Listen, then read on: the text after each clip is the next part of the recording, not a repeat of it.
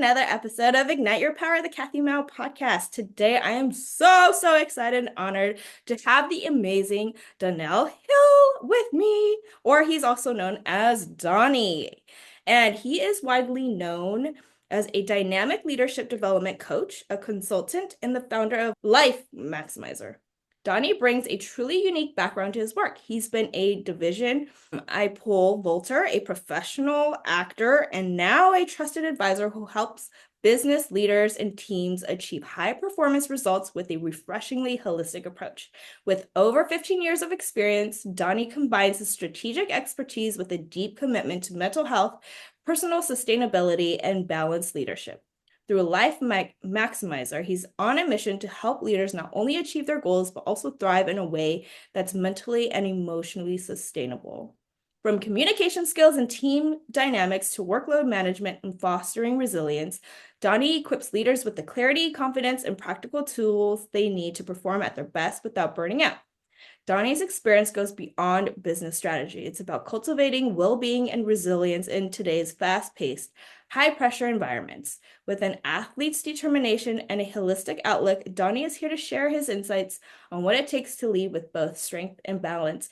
And so, hi, Donnie! Thanks so much for that amazing intro and for being here. So, if you want to say hi. Yeah, hello. Thanks for having me, Kathy. Yes, I'm just so excited for you to be here. And I feel like your knowledge with mental health and, being in a totally different, I guess, realm with me, as a female, and you're a gay Black man, right? And just so much that we're gonna get into. So people listen, stay here. But not only going over adversity with all that you've been through, but you're still this bright, amazing light. And look at this energy that you're bringing already. So I'm just excited for people to hear and to learn about you. So, Well, Donnie, thank you. yeah, you're a business growth strategist, optimal performance expert, and advocate for mental health. Can you tell us a bit about what you do and the impact you aim to have through the Life Maximizer in your Yeah, business? yeah, it's funny because I tend to work with people who have kind of these different hats that they wear. So sometimes I'm a strategist, sometimes I'm a leadership development coach and consultant. Sometimes I'm kind of a counselor and an advisor, and then a bunch of a bunch of different titles in between. So while I think they give context for what I do, I really tell people get rid of the label. So a lot of the work that I'm doing these days is working with business professionals, whether they're individual contributors, people managers, corporate executives, or small business owners, um, do their work without losing their sanity. And Yeah. so much of my background has been in the business world, but I also worked in healthcare for a while. So one of the things you and I talked about in our conversation in preparation for this was my work as a certified cancer coach. And Yeah. that was really kind of um, how I began integrating a more holistic approach into the work that I do with business leaders, because so much of those conversations with patients and their families were about dying and their legacy and, how do they enjoy their time with their family. And some of them knew they were on limited time, and other patients I had, they're still living. Yeah. And that was 12 years ago. So I really kind of integrate this more holistic approach into the work that I do. One, because it's personally important to me. I was one of the caregivers for my mom, who was a 12-year cancer survivor.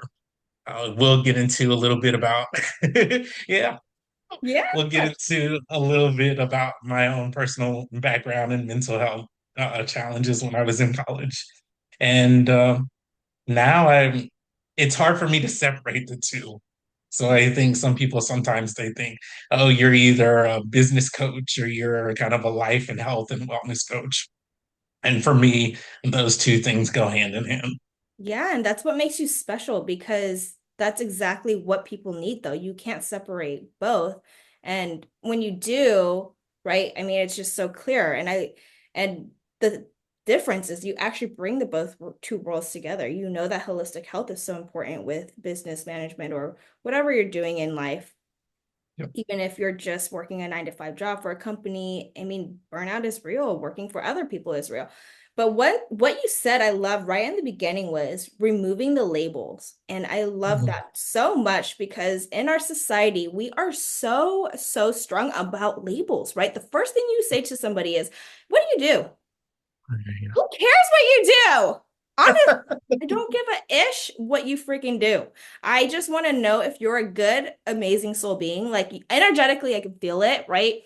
So actually, you don't really need to say anything, but yeah, just removing those labels. Like me, I've been labeled, if someone just sees me, I'm 4'11", mind you. So I'm a tiny little person. You can't tell in video, but I'm tiny. So people already cast me as like, oh, you're an Asian woman. You're just gonna be small, quiet. I'm gonna walk all over you, right? Like, no, I'm loud, I'm annoying, I'm gonna be out here, you know what I mean? I'm like, don't label me. Trust me. I'm a gangsta. I'm just kidding. But right? And I'm sure you get that a lot. You get labeled as certain things, and especially when, um, like just in general, all of us get labeled. And I just want people to get rid of that mentality of labeling us, right? Or labeling. Yeah.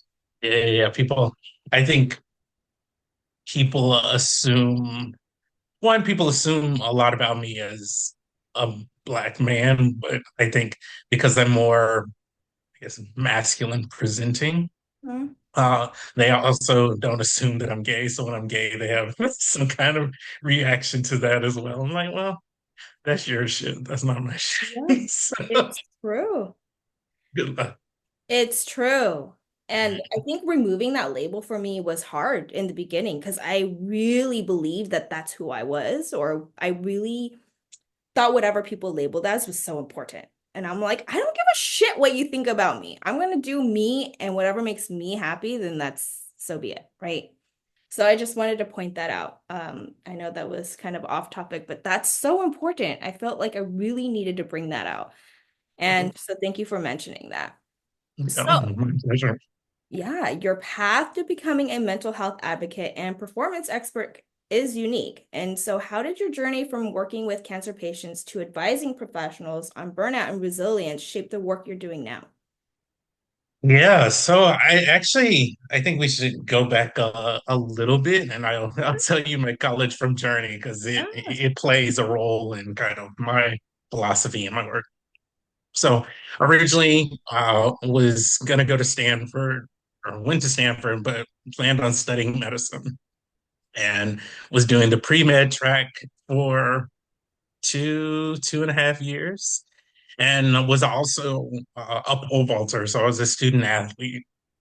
And at that time, um, I was having my own health challenges between my stomach and knees and having surgery on both my knees.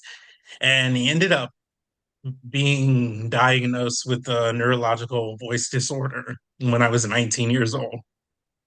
So I was dealing with really severe depression and anxiety. And I think the voice disorder was kind of the last straw where my body's like, no, whatever you're doing, the answer is no. Do not continue forward. Do not press go. Do not collect 200. And I, at one point, I couldn't talk for 5 months. So I was literally carrying around a whiteboard. And my roommate at the time, he would either speak for me, I'd point to him what I wanted. If we went somewhere, I'd write it on a whiteboard. And that would be our way of communicating. So that ended up really being a traumatic experience, as you can imagine. And then being at Stanford, it was super competitive Yeah. and everybody's great at everything. Or it looks that way on the surface. Yeah. And when I was, I guess, 20, I thought I was having a heart attack. So my coach, he had to rush me over to the ER. And they hooked me up. They did an EKG. They ran a bunch of tests. Everything looked good on that end. And I ended up talking to a number of healthcare practitioners. And the last healthcare um, practitioner I talked to was a psychiatrist. And he said, out of curiosity, would you want to stay at the hospital? And I was like, sure. But later realized what that actually meant. So as we talked about it more, I said, yeah, I think that would be a really healthy thing for me to do. So I ended up checking myself into a psych ward for a week. And I tell people all the time, I was like, that's really when I felt like I got my humanity back. And that week, because I was on the voluntary side of the unit, like I had a lot more freedom and flexibility. And so I was just kind of focused on me getting better. I didn't have to go to class, I didn't have to go to practice, and um, really saw that there are a lot of people struggling with their mental health. It wasn't just me, so I wasn't alone. But nobody was talking about it. And, I'm not sure what it's like in the Asian community, but in the Black community at that time, well, I mean, this was almost 20 years ago. So we weren't talking about mental health Yeah. a lot, and we weren't talking about depression and anxiety and all of those things. So it was one of those things that I just kind of bottled up and was, yeah, I kept secret. And then when I actually went to the hospital, Mhm. I'm like, I don't want to hold on to this anymore. So after the week, I ended up dropping the pre med courses, and I did for maybe a season more, but Mhm. as their assistant coach. I was like, this isn't sustainable. I'm not enjoying it. And one of the reasons I checked myself in was because I kept thinking about committing suicide. And I'm like, I don't actually want to die. I just want some help. Yeah. And my my family's solution for it at that time was, just pray about it. I'm like, I don't need God. What I need is some like practical help in this day-to-day world that can help me get from the time I wake up to when I go to sleep, Yeah. where I don't feel sad or um, anxious. Uh, Give me somebody that I can see. And that's, I think, really owning that that's what I needed ended up shaping the trajectory for where I am today because I was looking through everything. Yeah, I was looking at everything through that lens of like, what is practical? What do I need versus what you think I need? And what works for me versus, what works for somebody else who's not going through the same thing. So that same year, I was a peer health educator in one of the dorms. And um, when I came, when I got out of the hospital and came back into the dorm, my residents were asking me where I was. So I was just honest with them. I was like, look, I checked myself into the hospital. And so more and more of my residents started to come and just hang out with me, even if they didn't want to say anything, because they were going through similar things.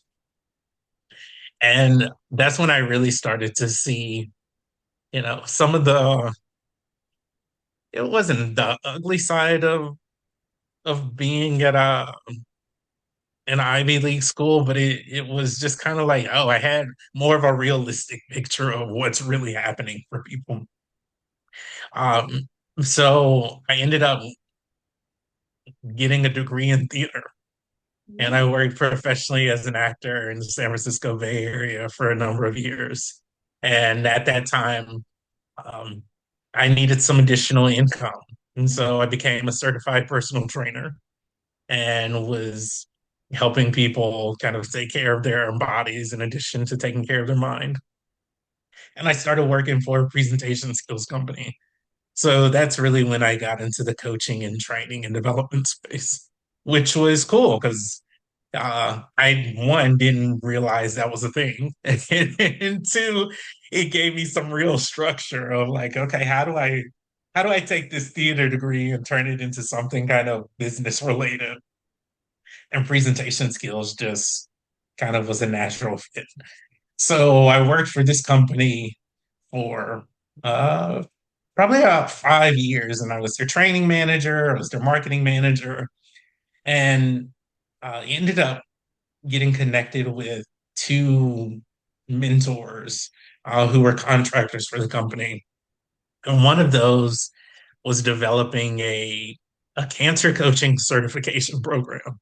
So I Wow. thought that sounds kind of interesting. I can get a coaching certification. I want to go back into healthcare.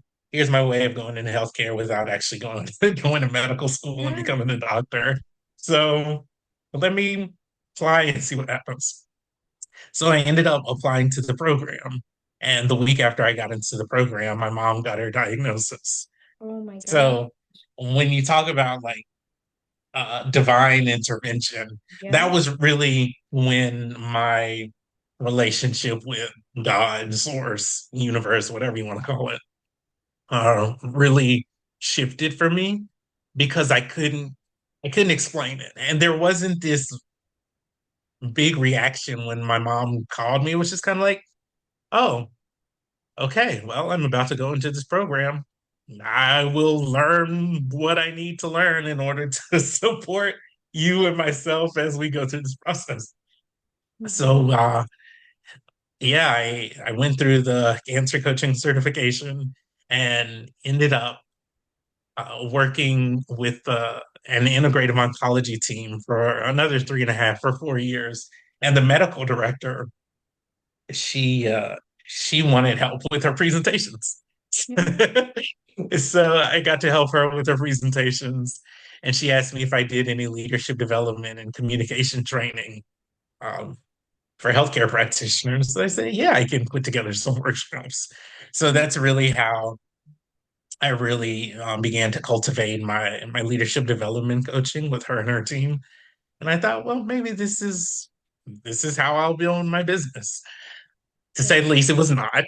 I flailed around for about a year and a half because I knew a lot about coaching and kind of developing people, but I didn't know a whole lot about running a business. Mhm. So, um, after that year and a half, my ex at that time, he was like, I think we should find another solution because this one isn't working.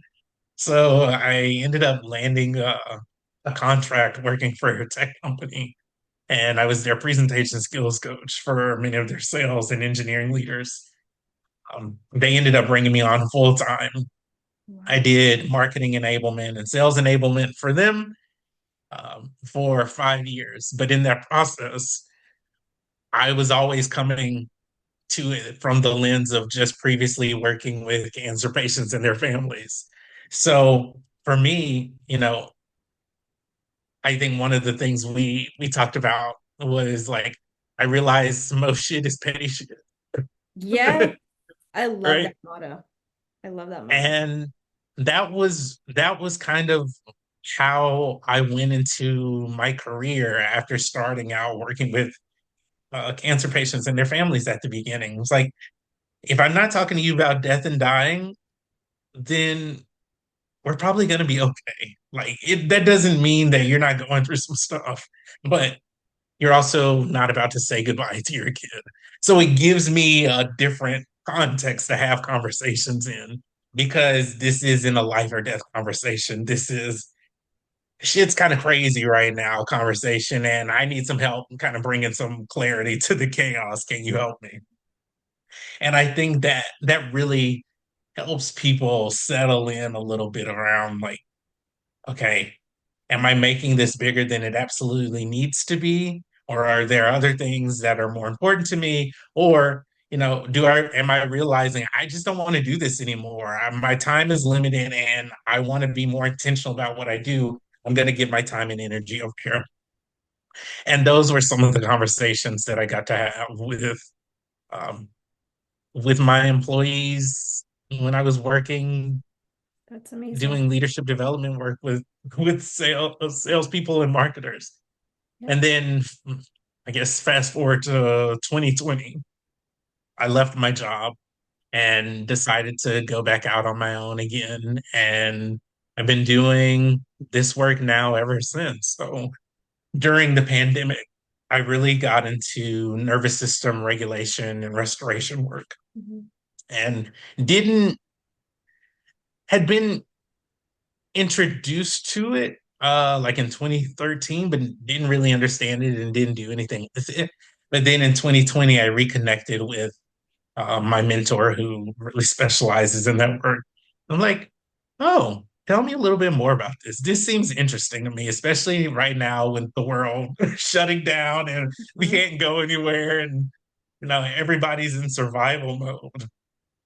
How do I really how do I really take care of myself mentally and physically and relationally as as I'm kind of navigating the pandemic? And so I've been integrating nervous system education into my leadership development work and strategy work and communication work and business building work. Yeah. So when I'm working with leaders, I'm really looking at how do I help you continue doing your work and give you frameworks for communicating more effectively or for leading your teams more effectively? But how do I also give you practical tools that you can use to help you keep your peace of mind as you're just going through your day to day? Wow. Dude, that thank you for sharing your whole story because thank you for honestly being open and honest about all the struggles you've been through. Like your mom had cancer, but she's a survivor, right? So that's Yep. amazing. Um, but checking yourself in, right? At what age were you? 19, 19. Wow. 19, 20. And that's a lot. That's hard to do at the age 19. Mind you, when I was 19, I was like, what, going to college and drinking and partying. Like, that's all I was thinking about, right? Not thinking about your own mental well-being and mental health. Like, yeah, I had full of anxiety and struggles and stuff, but I never thought to, like, okay, let's help myself and actually do all that.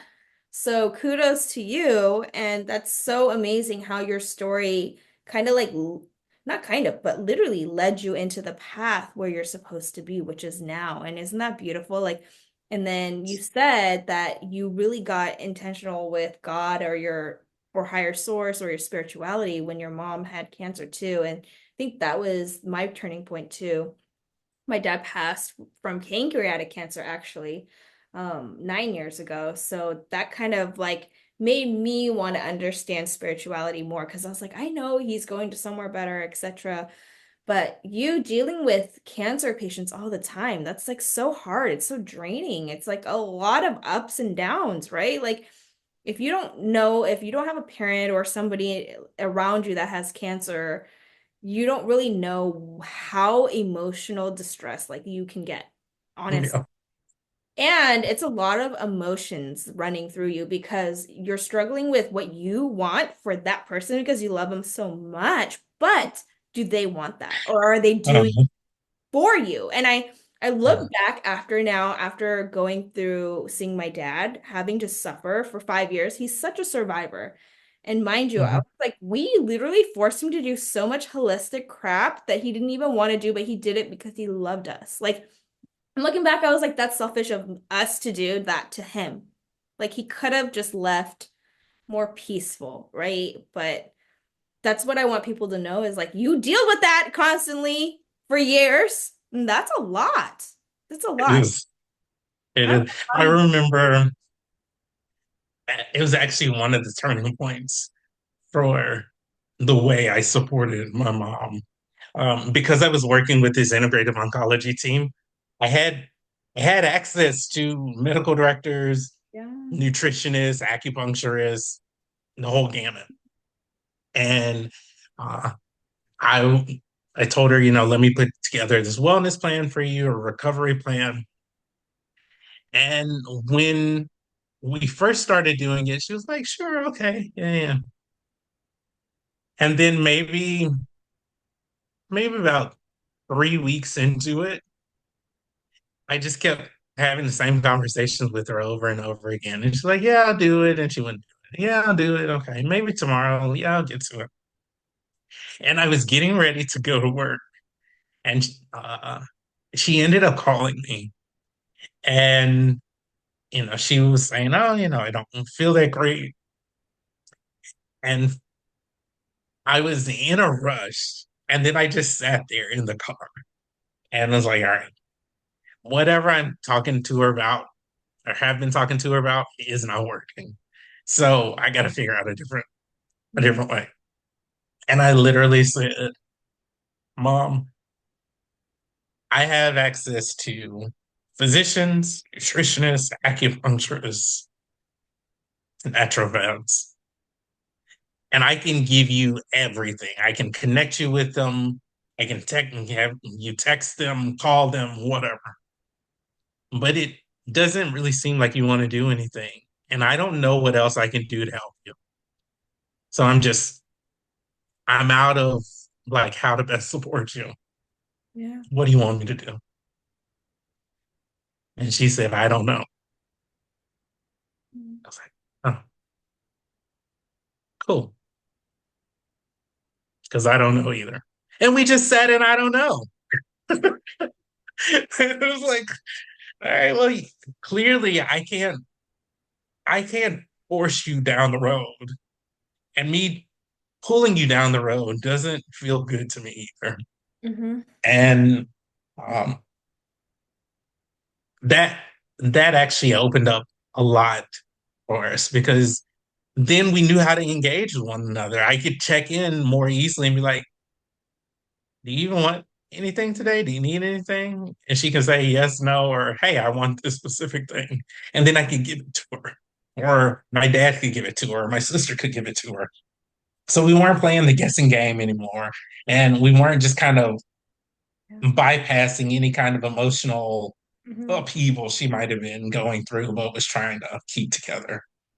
And that was such a hard moment, but a beautiful moment because I think when people are really going through, whether it's cancer, heart attacks, some other kind of health crisis, we see kind of the vision and the finish line, and we have the plan. But sometimes people don't want the plan Yeah. because they're still in emotional overwhelm. But we just don't want them to suffer, so we're doing whatever we can to help them not suffer. Wow. And when I hear you talk about uh, your time with your dad, it's like, yeah, you didn't want to see your dad suffer, and he also didn't want to watch you all suffer. So he did what he wanted to do to Yeah. at least give it a shot. I think he probably would have felt worse had he been like, oh, you know what? I'm just not gonna try. Yeah. Because he's a doer. That's his personality. And I feel that I get that from him too. Like I'm a doer, I'm a go-getter. I totally get that from my dad. But sometimes it's not always in the, you know, best interest to always be on the go. But yeah, thank you for sharing that story though, because that is so raw and real. And that's such a great point that sometimes you just don't need to do anything but just hold space for where that person's at. And I can see that that's what you do with your coaching. Like you understand that so well because you've done it like in real life with your own mom. And it's like, you know, you can help others do that too. And it's so beautiful that you can come from that space of like, wow, okay, let's just sit down and listen. What do you need? This is your time for you. You mentioned like we'll probably hop around in these different parts of the conversation, but what you helped me kind of connect to just now is so much. I kept thinking like, why am I drawn to nervous system work? Like, what is the purpose of it? You hear people talking about it all the time, but there are few people who can explain it really well and explain kind of the benefits of it really well. And I've struggled with this over the years because I just tell people, just do it, try it, and then you'll see. But I think people have to have their own experience of it for them to really get it. But I think one of the big takeaways that I've gotten from doing the regulation work and really understanding what it means to work with my system is that I have a more refined attunement. So yes, I can hold space for people yes, I can sit with people in kind of their despair or grief or joy or anxiety or whatever. Yeah. But it's because I've refined my ability to tune into it. And I think what I needed when I was younger was I needed someone to be able to attune to me. So my parents' way of attuning to me was ask God to help you, like pray about it. Well, and they didn't have their more emotionally refined attunement that I needed. So they couldn't say, or they didn't know how to be with, or um, it was uncomfortable for them to be with my my little boy is freaking out right now, and I don't know how to help him. Yeah. Yeah. So now when I work with my leaders, what I'm really finding is that they don't want to be anxious. They're not trying to freak out, but they do need someone to be like, "Hey, I see you're kind of having a bit of a moment, right?" And I don't have to judge it, or I don't have to try and change it. I just need to kind of name it like, Yeah. all right, it feels like we're in tantrum mode right now. Tell me a little bit more about this tantrum. And they're like, "Ah," right? Yeah. And that's okay. It's okay because at some point, that's what we wanted to do in an earlier period of time of our lives, but we just never did it. We kind of bypassed it, or we got shamed for it, or, we got spankings because of it. And now it ends up coming out sideways because we're trying to be professional and look good, but really inside we're screaming at people and cussing them out and Yeah. doing all this weird manipulative crap because nobody actually attuned to us to help us communicate. Hey, I'm really not liking this thing right now. Can we talk about it, or can you not do that anymore? Or I need to set a better boundary. Can you teach me how to set the boundary? So it feels like those adult type skills are really coming back online for me and for many of my clients because now they're able to actually um, kind of listen to themselves or honor their real experience and then communicate it to people in a way that people either can hear and change, or um, they can communicate it and say, all right, this person isn't going to change and they need to go and set a boundary in that relationship or leave that relationship, um, and be okay with it. Yeah, that's so good. Thank you for sharing that because honestly, it is true. It's giving yourself space and time to realize what's really triggering you.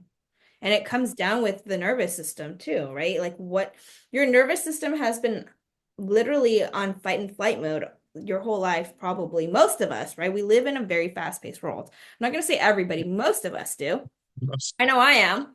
I definitely know I was trying to learn to calm down, right? But it's a lot. So do you have any tools or tips that you can give to people of how to like notice that they're having some type of something that they need to be aware of? Maybe like burnout is a um something that you can be obviously your body's telling you something if you're burned out, like if Yeah. you're irritated, annoyed, right? But there's tools and tips that I'm sure that you can teach and can be easier said than done or done than said. I don't know, whatever. Easier said than done. But yes, right? Yeah, if you can share some or if you want to, that would be great. Because I know a lot of us are burnt out and like don't even know of how aware we are of like ourselves. And most of us are not. I know that for sure. I think this was an interesting kind of realization for me over, yeah, probably the past 4 years. I didn't realize how drained I was until I left my corporate job and Mm, tried to kind of rebuild my business and re-engage with my business. Because there was a period of time where I didn't really want to do anything, where I couldn't do much. I didn't have enough capacity. Like my desire was high, but my actually ability to produce and to build was super low because I was tapped out. So I tell people it's like you're trying to um, get your car to go down the road when it's past E. You're like, but I can just make it. I can make it. I just need to get to 2 miles, right? And your car's like Yeah. puttering along. And so when it comes to kind of dealing with burnout, assume that a lot of people are burned out, but they've just normalized it. Mm, So they're they're kind of in this state of like agitation, perpetual agitation or low grade agitation, and they're a little snappy with people. And they're like, "Oh, that's just my personality." Maybe, but it also could just be that you're exhausted and you've been in self-preservation mode for a long time. And so, part of your way of protecting the little energy that you have left is to be kind of snappy, yeah. right? Or um, you're wanting to overextend and overgive and like, oh, I just want to be a good person. Like I don't want them to think poorly of me. Yeah, you're dragging on the ground while everybody else is taken care of. And you're like, oh my God. And then that slowly turns into anger or resentment. And you're like, can't believe people are asking me for stuff. And I Yeah. just don't want to do it. And then you put on a smile and you're like, oh, it's so good to see you. Yeah, I'm happy to do it for you. And inside you're seething. Mm-hmm. So those are some of the indicators, right? That you could potentially be either in burnout or on your way to burnout. And I think when it comes to tools, because everybody's system is wired differently, like there's not a one size fits all. But some of the ways that I help people kind of tap into where they are emotionally is pay attention to your reactions when you're engaging with family members, when you're engaging with coworkers. Um, Sometimes, depending on kind of how you operate inside of your team or your role, um, maybe you react and explode on somebody, and they're like, "Oh my God, Donnie's always yelling at people." Right? Yeah. That's your nervous system going into fight mode. Or maybe someone says something to you and you're like, oh my God, I can't, I don't want to be involved in this conflict. So you run away. Are you avoiding conversation? You know you're in fight. When you freeze, maybe you're giving a presentation or someone says something that catches you off guard and you have that deer in the headlights moment. Yeah. uh, that's freeze. And then the fawn is, you know, you really don't want to do something, but you're like, oh, sure, yeah, I'll do it. Mm-hmm. I'll do it. Yeah. So it shows up in these kind of um, personality traits. Mm-hmm. And some of them are helpful, some of them are useful and they're needed and they're important because we're interacting with human beings and we need to be diplomatic and respectful. And sometimes we just have to do stuff that we don't want to do. But if you're doing it all the time, then it's likely because you're in survival mode versus being just kind of in your authentic everyday state of being able to say, hey, no, I can't do that right now, or I don't have the capacity to, or I don't want to, but I'll do it, you know, on Friday, or I'll do it at the beginning of the next week. So once more of that regulation comes online, you begin advocating for yourself more. And they're naturally, I don't even want to say you're setting boundaries because you just communicate and the boundaries are there because you're advocating for yourself and you're paying attention to how much energy and space you really have. Ooh, that's so good. Thank you for sharing that. Oh, yes. Being aware of your energy and your space, and then that already creates boundaries for you. And people Mhm. think like, oh my God, it's a huge thing. I have to set my boundaries and, make it more complicated than it is. But you said it so easily. Oh my gosh, that's so brilliant. That's so true. Like you get to be authentically you. And like a lot of people don't even know who they are authentically them because they're so disconnected from who they are, right? Yeah, It's wild. It's it wild. is. But that's why coming back, sitting with yourself, having a coach like you or me, sitting there, getting to know yourself, why you're triggered, if you're even burnt out, if you're tired, stressed, etc. Like there's just so much emotions as a human being. Like you haven't tapped into it, right? Like we have not even tapped into like different parts of us. It's just like the burnout part or like the expectation part or the emotional, like it's just a lot. And we're like these Yeah, multifaceted beings, which are beautiful. That makes us what beautiful. Like, right? And having this human experience that I believe we are having a human experience. I really think that. Like we're the soul amazing beings just here for a human experience, kind of like, just living life how we want it to be whenever I don't know if we're in higher realms or whatever. So yeah, I really think we're these soul amazing beings. And I can see that about you though. You're this crazy, amazing, soul amazing being that you're shedding your light. And like look what so much adversities you overcome, but you're still so powerful. You're still so positive. And that's really hard to just do and overcome. But how do you feel when you are authentically you though, like having to overcome, do the hard work to be where you're at now? I mean, is it rewarding? I want people to know like how does it feel though? Like do you feel like you're the most you now versus you were like going through all of that stuff that you've been through, since what, yeah, college days? yeah, absolutely. I definitely feel more me now than I've ever felt. And it most of the time I really enjoyed. I'm like, oh, I like this person. You've done a lot of work. Good job, you. And on the days where I'm still learning the lessons, I'm like, why did I open Pandora's box? Like, Yeah. keep it closed. Keep it closed. Don't go digging around in there. And it, I joke about it, but there are some days when it is really hard. And I'll speak specifically about kind of my my learning and Yeah. healing lately because so much of it is around my family dynamics Mm. and being more authentically myself within my family context.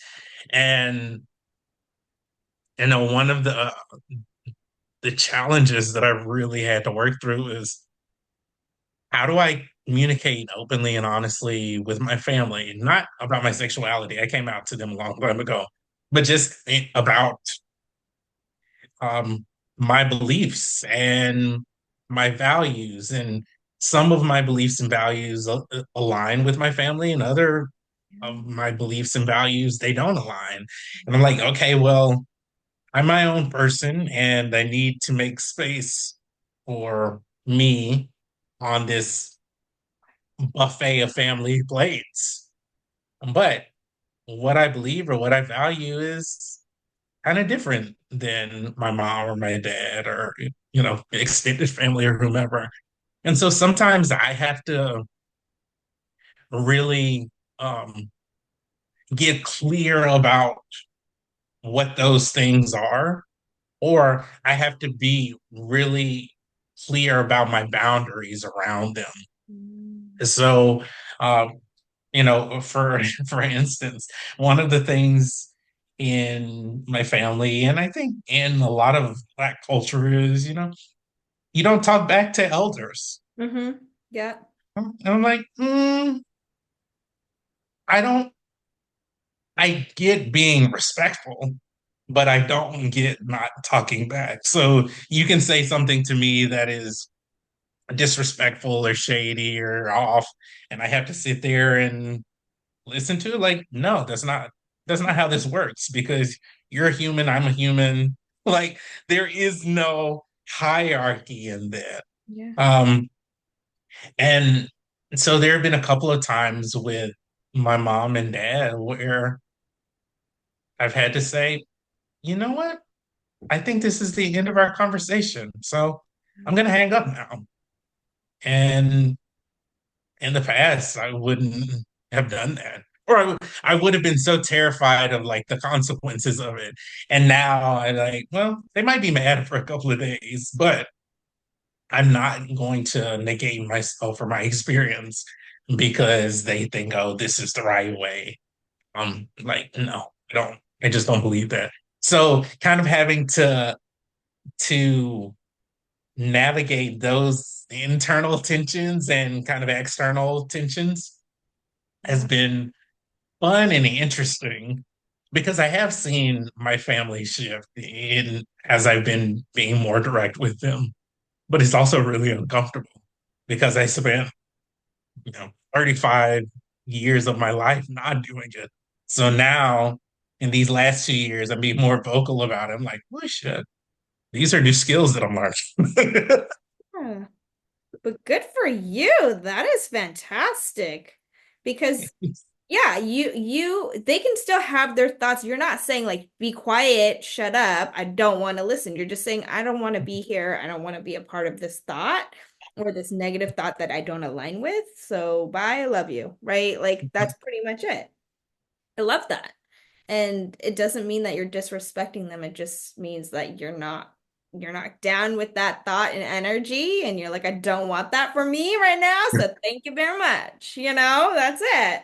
And thank you for sharing that because that is so hard to do with your parents. Like I totally get that, especially in the Asian culture too, right?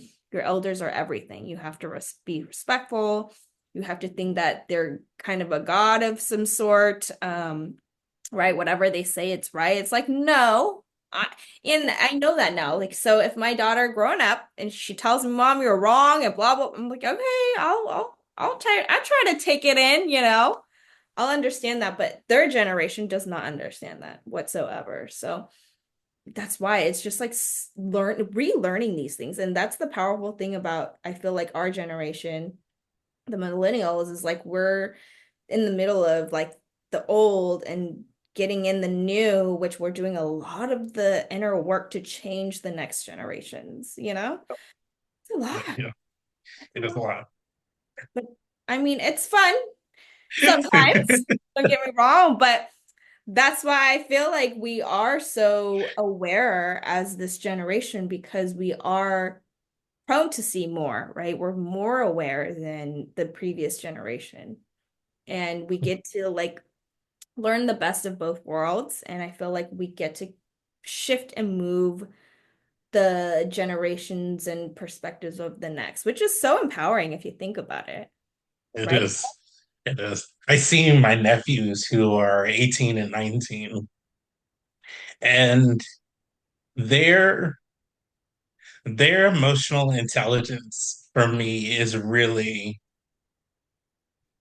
heartwarming because I'm just kind of like, oh, you all are just kind, thoughtful human beings. Granted, they're still an 18 and 19-year-old, but overall, like they're just really thoughtful, inclusive human beings, which I absolutely love. Yeah, that's so Yeah. true. I love that. The next generation is so sweet. Like my cousin's around what, 21, 22, and he's more woke than the boys that when I was growing up, and he's just like, we were talking about, I don't know, rape. I don't know. They know it's very dark and whatever, but like his perspective is so empowering. Is like, why would you ever treat a girl like that? That's just so disgusting. Like he's just already such a man at that age where I remember like boys, like, they were not even thinking that, not even close, right? But I feel like they're just so more aware and just so more loving and kind to others and more respectful, I guess, to women, which is so empowering. It's nice and beautiful and more accepting with everybody, I feel, you know, and it teaches me like, wow, it is getting better, right? It is getting better, even though it doesn't feel like it right now. There's a lot of shit going on. I know. Woo! I don't even want to get there, right? a lot of negativity. This is why I create like a very positive space for myself and the people around it. And so whoever's listening obviously is positive, like wannabe high vibrational beings, which is beautiful. And so, yeah, thank you for being here today. I feel like I can talk to you for hours and hours on end. Like, you are just so knowledgeable. You have so much kindness to you, and you really, really share like the most simplest things, but yet it's so profound. Like, whoa, I didn't even think of it that way. And mind you, Thank you. our listeners, before I went on here too, he did something really brilliant but easy. So I told him to book a time slot for 30 minutes because that's my calendar. But he booked out two sessions so I could book out an hour, which is brilliant. Like I didn't even think of that. I know it's so silly. I wanted to share that with the listeners, but just like little things like that. You always teach me new things, which is beautiful, and you're going to teach the listeners new things. But last but not least, I want to know, or like the listeners can find you more, where they can find you more, and any last words or anything you want to share before we end. Yeah, so I'm spending a lot of time on LinkedIn these days, especially because I work primarily within the business and corporate context. So you can connect with me on there. Donnell Hill, and you'll see Donnie in quotations. Or you can look me up as the Life Maximizer on LinkedIn. And if there's anything else I want to share. Yeah, I think one of the pieces that I've been playing around with for myself and have noticed for my clients lately is that many of them are really they're wanting to continue doing their work, but they're also really missing their joy. Mm. And like, oh yeah, part of a time on earth and part of this restoration and recovery work that I do with them is about reconnecting to their joy. Like we're not just here to work Yeah. and struggle all the time. Like that's going to be a given in our relationships, in our professional life, around our health. Like there's always going to be more to try and work on. And I just had a moment for myself the other day where it's like, what would life be like if I stopped trying to just fix it? Yeah. So that's my invitation. Like, what's your life like when you're not trying to fix your communication problem or fix your leadership problem or fix your life or your relationship problem? So really, I hope you get to explore that a little bit more so that you can just enjoy your day to day in addition to moving towards your goals.